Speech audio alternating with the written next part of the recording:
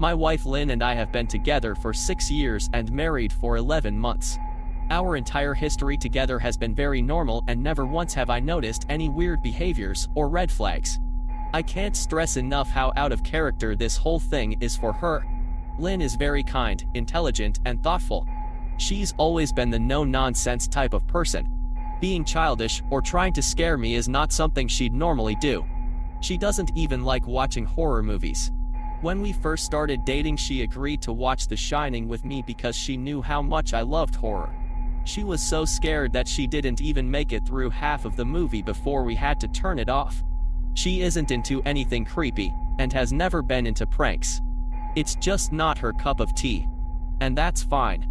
But that's what was so strange about this. It's just so unlike her.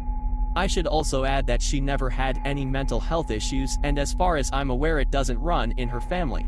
I know some people are able to hide their mental health problems, but in the 6 years we've been together I think I'd have seen some sort of sign. 2 months ago, I was in the kitchen making myself some coffee before work. I was running a bit late that morning and knew I wouldn't be able to make it to Dunkin' Donuts for my usual morning fix. I took a sip of my coffee as I hurried down the hall towards the front door when I happened to notice Lynn peeking at me from around the corner ahead of me. I could only see her eyes and a strand of her long dark hair hanging against the wall. The rest of her body was concealed behind the corner. I nearly spilled my coffee when I saw her. I did burn the shit out of my lips. "Geez, Lynn," I said, wiping a few drops of coffee from my pants. "You scared the shit out of me." She immediately popped out of view like a little kid that had been caught. I heard her scurry off towards the living room, and by the time I got to the front door she was out of sight. It was really weird and just totally out of character for her, like I said, but I also found it kind of funny that she was being more playful and a little less serious. I shouted that I loved her and called her a weirdo. As I shut the door behind me I heard her laughing. Her behavior was a bit odd, but it certainly wasn't something to call a priest over. I forgot about it by lunch, and by the time I got home she was her normal self. I didn't bring it up and neither did she, and life went on. The next incident happened 3 days later. It was around 2 a.m. and I had woken up to get a drink. I was standing at the kitchen island, jug of OJ in hand, when I felt a strong feeling that I was being watched. For whatever reason I looked down at the floor and saw my wife's smiling face staring back. She was peeking at me from the other side of the island, staring up at me with wide, unblinking eyes and grinning like the Cheshire Cat. I screamed, I'll admit it. Not out of irritation but fear. For some reason at that moment I was scared. At the sound of my scream Lynn scuttled backwards out of my view, her hands and feet smacking the tile floor as she hurried out of the kitchen on all fours. I didn't run after her, or even yell after her. I just stood there frozen in shock, wondering what fuck had possessed her to do that. Took me a little longer than I'd like to admit to go back upstairs, but I eventually did. When I got to our bedroom, Lynn was lying on her side, asleep. Or at least pretending to be. I stood there for a while, watching her breathing to be sure she really was asleep. I had the feeling she might jump out at me the moment I got into bed. But she didn't. I climbed into bed and she didn't even move. Her breathing was soft and deep and I was starting to wonder if I dreamt the whole thing. The next morning I waited for her to come down for coffee, and after handing her a mug and kissing her cheek I decided to ask her about it. "What was that about last night?" I asked, keeping my tone light so I didn't offend or embarrass her. She frowned over her cup of coffee, shaking her head like she had no clue what I was referring to. "You were peeking at me again. From over there," I said, pointing to the spot on the floor by the kitchen island. She followed my gaze, and when she looked back at me she burst out laughing. She laughed so hard that I couldn't help but join her. "You creep me the fuck out sometimes, you know that?" I said. She giggled and set her cup on the counter and wrapped her arms around my neck. "You creep me out all the time. So I guess we're even," she teased. We said our goodbyes and left for work. As I drove I kept thinking about how creepy it had been seeing her grinning at me from behind the island like that. The sounds her hands made on the floor as she crawled away. I told myself she was just trying to be silly. Just trying to join me in my love of all things horror. It's not like I was afraid of her. But it still didn't sit right with me. I started seeing her peeking at me more and more. Sometimes she'd be peeking out from behind the couch or living room curtains. Once she even managed to get inside her grandmother's old trunk that sits at the foot of our bed. I might not have even known she was there at all had the trunk's old hinges not given her away. She'd had the lid propped up just enough so that only half of her face peeked through. She'd been grinning like an excited toddler. It was unnerving. I didn't even know what to say to her. All I could do was stare. When I finally found my voice, I asked her why on earth was she doing this. She didn't answer, but she had slowly closed the lid, shutting herself inside the trunk. I just walked away, feeling disturbed. I didn't understand why she was doing it, but it clearly made her happy. I just hoped she would tire of the game quickly. Lynn didn't peek at me for the next 2 weeks. I started to think she was done with her weird prank and I was relieved. We were watching a show on Netflix one night and I jokingly said that I hadn't seen her peeking at me lately, and that she must have given up on her spy game. She looked up at me with a small smile and said, "Maybe I've just gotten better at it." I didn't say anything, but I wondered whether or not she was joking. For the next few days I couldn't stop thinking about what she'd said. Was she still peeking at me when I wasn't looking and I just hadn't noticed? And if so, what the hell was she getting out of this? I started to feel paranoid, constantly checking whether she was watching from around the corner or behind a door. I was jumpy whenever I was home and she wasn't in full view of me. I felt stupid and a little crazy. But after a few weeks without another incident, I began to relax. I stopped checking behind furniture and walls and told myself it was just a bad memory. Then a few days ago things got so much worse. Lynn left to go to a friend's, and I lounged on the couch and played a couple games on my laptop. Around 9 p.m. I hopped in the shower and as I was washing the soap from my hair, I felt that awful feeling that I was being watched. I slowly opened my eyes and almost had a fucking heart attack. Lynn was peeking from behind the shower curtain, her entire head stretched into the shower, leaving just her body outside. Her long dark hair hung against the curtain, the ends dripping with water. Her mouth hung open in a terrible grin, eyes wide and red, as if she hadn't blinked in a while. I screamed and jumped back against the wall. She didn't move, nor did her smile waver. Her makeup ran down her cheeks in 2 black streaks. She looked giddy and completely deranged. I was fucking terrified. We stood like that for a few moments, neither of us saying a word. Finally, after what felt like forever, she slowly pulled her head back out of the shower, and I watched her blurry figure through the curtain as she moved backwards towards the bathroom door. A second later, the bathroom door slammed shut, hard enough to rattle the mirror. I screamed again, and jumped out of the shower to lock the door. I stayed inside the bathroom for over an hour. Maybe I overreacted to some of you. But joke or not, I wasn't going to put up with the crazy shit anymore. That's what I kept telling myself as I paced in my bathroom, stopping to listen at the door every few minutes. Suddenly I heard a muffled sound, and I pressed my ear against the bathroom door, straining to listen. I couldn't hear anything, but I envisioned Lynn standing on the other side of the door, giggling at her joke. I felt a surge of anger. I was beyond pissed at being made to feel scared in my own house and made to hide in the bathroom for an hour. All for what? Some joke? If it was a joke, it was an awful one. What the fuck, Lynn? I snapped. This shit is getting really fucking annoying. I waited for her to apologize, or to call me a jerk. But instead I heard a faint moan, so quiet I wondered if I heard it at all, and then complete silence. Lynn. I called out, not able to even hide the shakiness in my voice. I got no response. Just my own heavy breathing. I swear to God, just fucking stop it. I yelled, pounding my fist on the door. I waited for her to cuss me out, something I would expect from me talking to her like that. I never screamed at her before. But there was nothing. Just the occasional drip from the shower head. I won't deny that I was scared. Too afraid to open the damn door and face my own wife. I waited another 30 minutes or so, which feels like a fucking lifetime when you're scared. Finally I decided I wasn't going to spend the night hiding in my bathroom, so I got down on my knees and peered under the door. I almost expected to see her face peeking back at me, but thankfully I didn't. I could see straight down the hallway to the top of the stairs, but no Lynn. I didn't know if I should be happy about that or not. I looked for a few minutes, waiting to see her head pop up over the top step, but it never came. I stood up, my hand hovering over the door, and mentally prepared myself to open it. I slowly turned the lock with shaky fingers, and was about to yank it open when I heard a sound that still makes me feel nauseous when I think about it. A moan, louder than before, but this time I was able to tell just where it was coming from. I turned my head to the closet door as if in slow motion, and locked eyes with my wife, who was peeking out at me from the slight gap.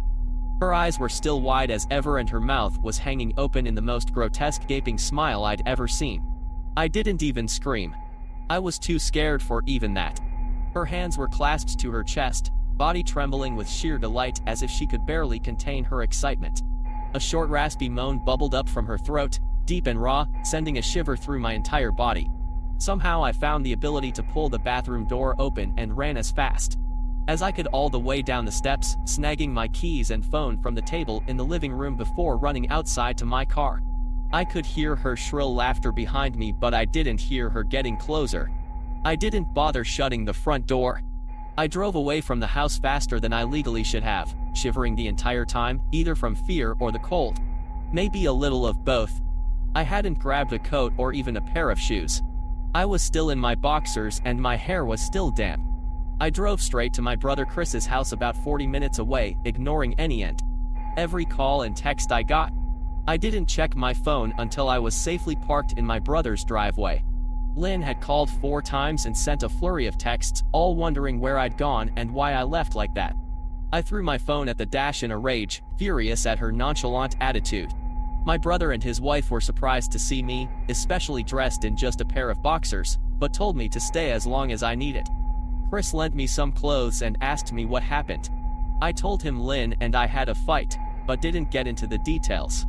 I didn't want him to think I was overreacting, leaving my wife over a prank, even if it was a strange one. I mean, hadn't I encouraged her for years to lighten up?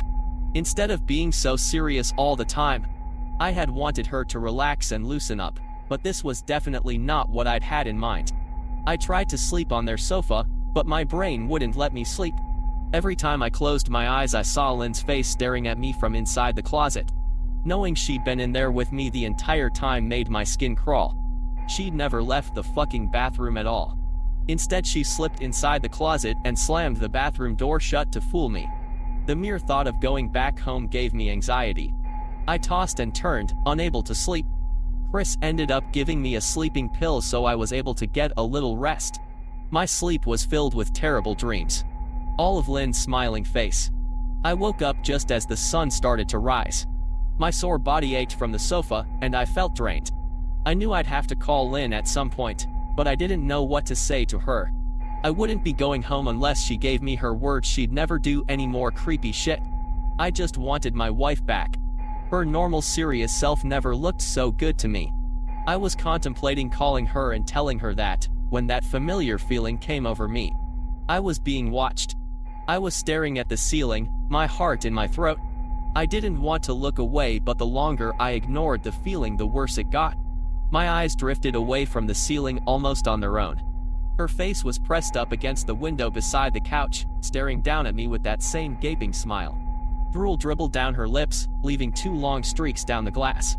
I didn't know how long she'd been there, but something told me she'd been there quite a while, possibly all night. I didn't bother screaming, though I was afraid anger trumped any fear I felt at that moment. I jumped up from the couch and pounded my palm against the glass. Lynn, are you crazy? What the hell is wrong with you? Just go home. I shouted. Now. She didn't move, and her ghastly expression never changed. If anything, her smile only grew, as if she had never been more elated. I could hear Chris and his wife moving around upstairs. As if Lynn could hear them from her place outside, her head twitched slightly in their direction, and she began to close her mouth slowly. Chris called my name from upstairs, obviously concerned. I turned to see him and his wife Rebecca hurrying down the steps. When I turned back to the window, Lynn was gone. The only sign she'd been there at all was the 2 streaks of drool still dripping down the glass. I tried explaining to Chris and Rebecca about waking up to see Lynn watching me through their window. They were skeptical. Who wouldn't be? Chris and I went outside to the spot in front of the window, but there were no footprints in the dirt, just a slight Indent. Animal probably, Chris guessed, and I didn't argue. He and Rebecca assumed I dreamt the entire episode, but they didn't understand, and I was too tired to explain it to them. I called out of work that day and turned my cell off. I didn't want to face Lynn. Just talking to her was too much for me at that point. I really started to believe something was irreversibly wrong with her. That no matter what promises she made, we'd never be the same again. The thought saddened me to my core. I cried most of the morning. By noon I figured I was ready to confront her. Give her one last chance to explain herself. I could at least give her that after 6 years, I told myself. I turned my phone on and saw the dozens of texts she'd sent, all from a seemingly concerned wife. Can we talk? I love you. Please call me. I'm really worried. Can you answer?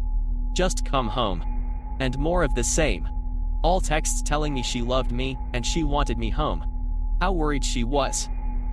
Not a damn one addressing the crazy shit she pulled. Like she hadn't been acting like a character from a Stephen King book. Even her texts were different. She normally texted novels just to tell me to pick up a loaf of bread.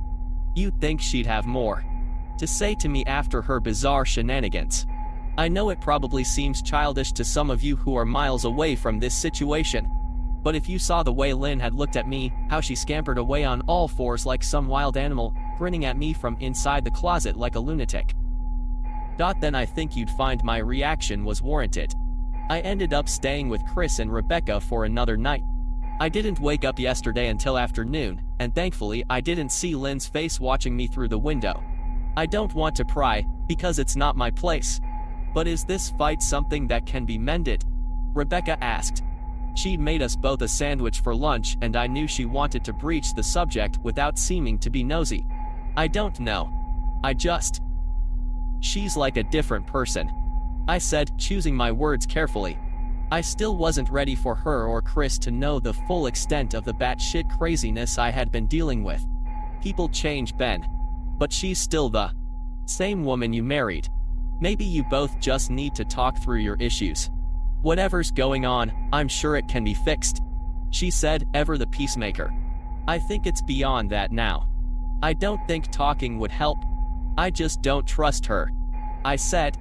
The words stung in my heart. I missed and loved my wife. But how could I live with someone like that? Living in constant fear didn't sound too appealing. Lynn loves you. She has to be absolutely crushed. She said. I don't know about that. I said. Well, she certainly seemed like it to me. I've never seen her so upset. Very much unlike the Lynn I know. Rebecca said, shaking her head sadly. It took a full minute for her words to really sink in, and when they did, I felt dread worming its way through my skin. Wait, what do you mean? You saw her? You saw Lynn? I asked, my mouth suddenly dry. Rebecca nodded casually as if that fact wasn't nightmare fuel. Maybe for her it wasn't. She stopped by this morning just after Chris left for work. She said, cleaning the plates from the table. I didn't see her car though. Maybe she took an Uber or something. Beck. What did she say? Did she come inside? I asked, sweat starting to break out on my forehead. I began looking around, examining corners as though a predator lurked behind them. No, she just asked if you were awake yet, and I said that you weren't. I asked if she wanted me to wake you, but she said no, just said to let you sleep. She said as she washed the dishes. That's all. She didn't say anything else. I asked. No, she looked awful though. Like she hadn't slept in days. I think you should call her. I got up from the table and thanked Rebecca for lunch. I felt a little bit better at the knowledge that at least she hadn't come inside. Still, I needed to double-check that the doors were locked. I sat for a while trying to figure out what to do next. I didn't want to go home, but I felt that I owed it to Lynn to help her if I could. Hadn't I sworn oath to love and honor her through sickness and in health? Clearly she was very sick. If she was sick, which I truly believed she was, I had to try and get her the help she needed. But I didn't even know where to start.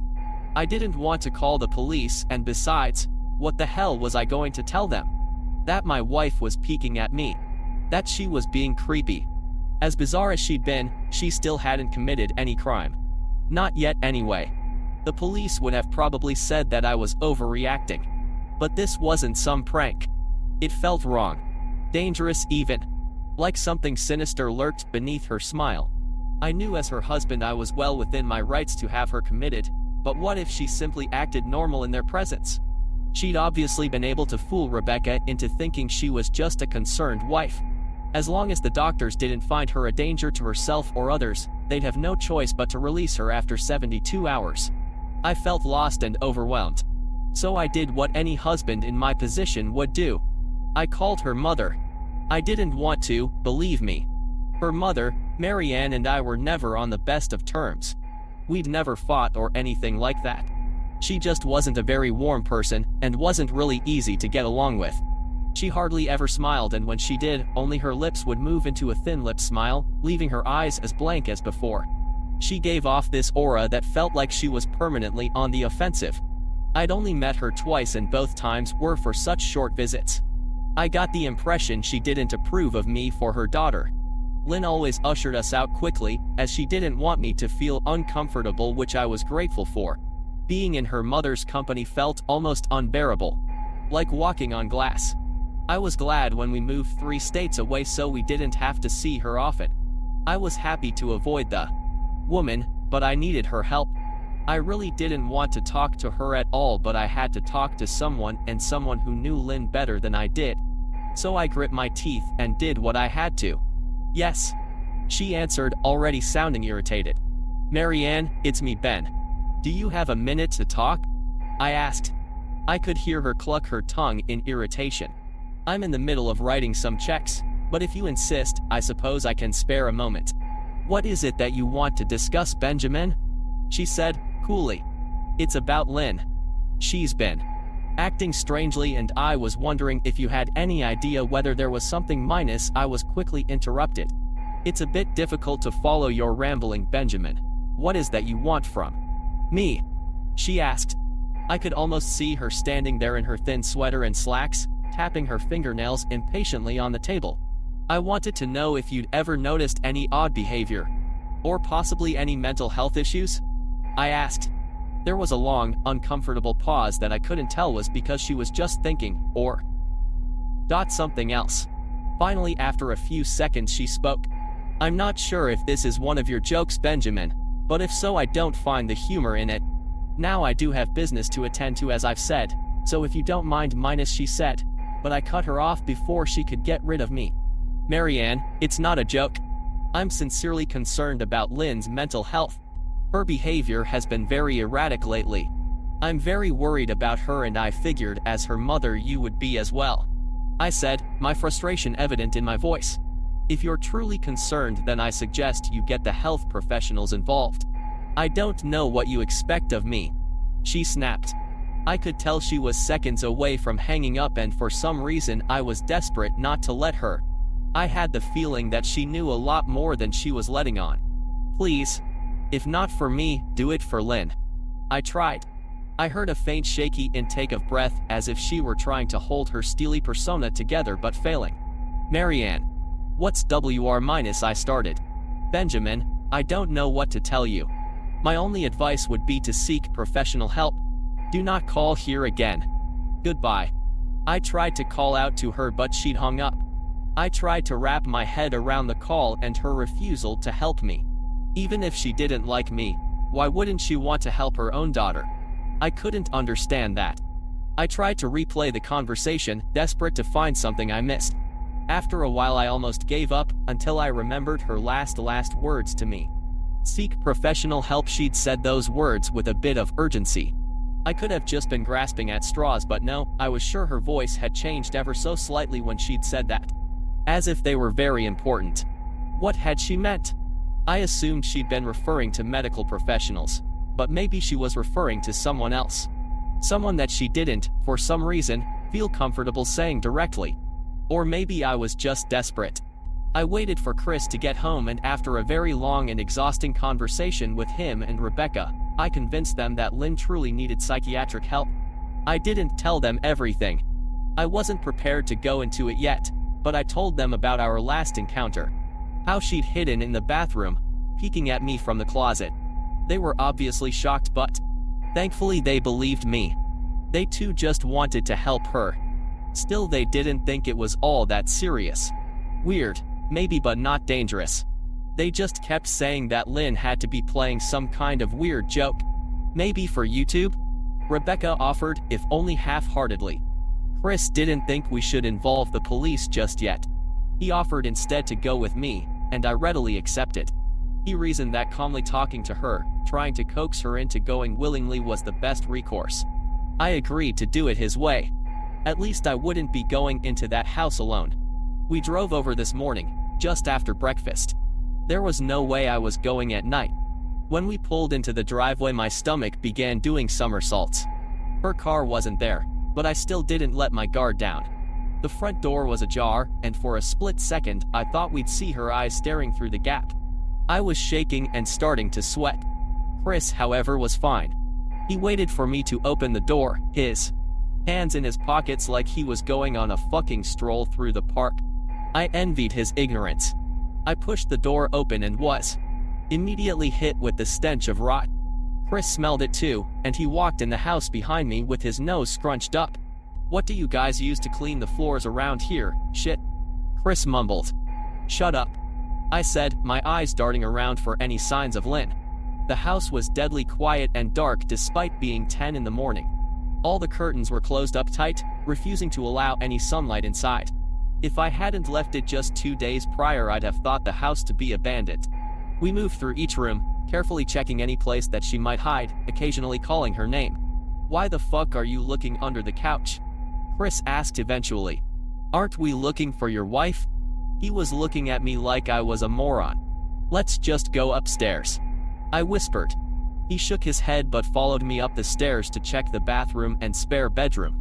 On the way up, my shoes crunched over pieces of glass that looked to be littered over a few of the steps. I noticed that one of Lynn and my wedding portraits that hung on the wall along the staircase had been smashed. The frame hung crookedly, all the glass removed.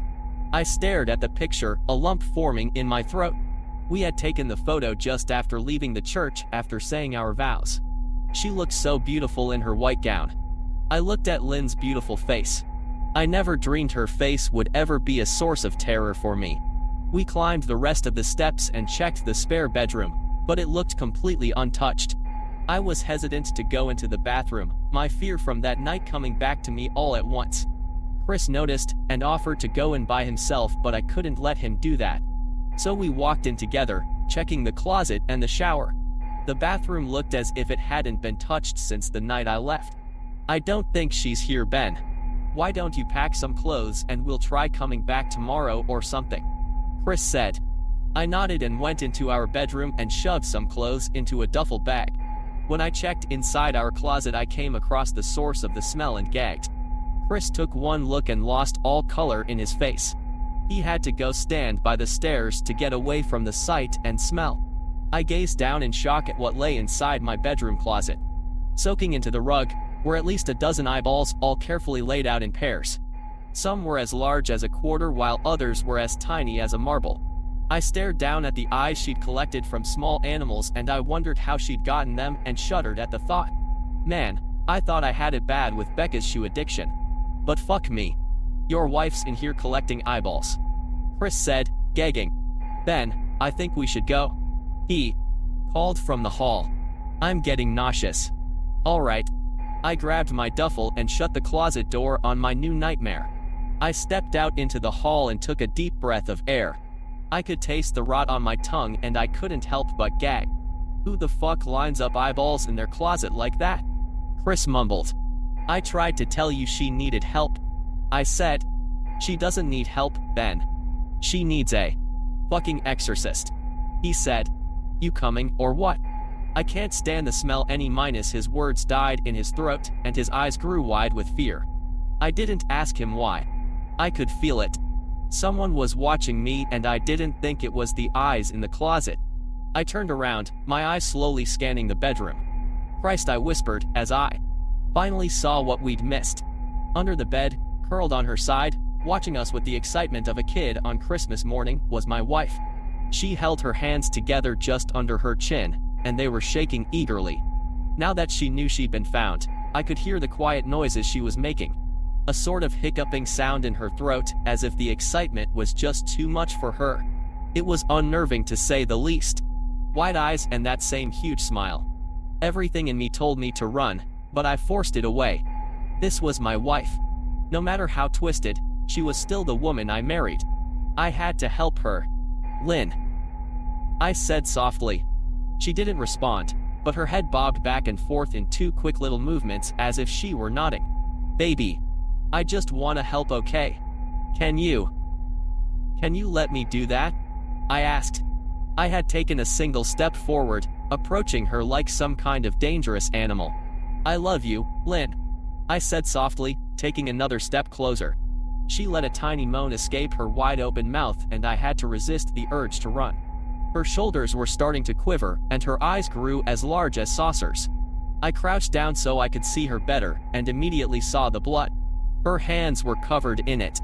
They trembled more the closer I got, as if she was barely able to contain herself. Lynn, are you hurt? You're bleeding, I said.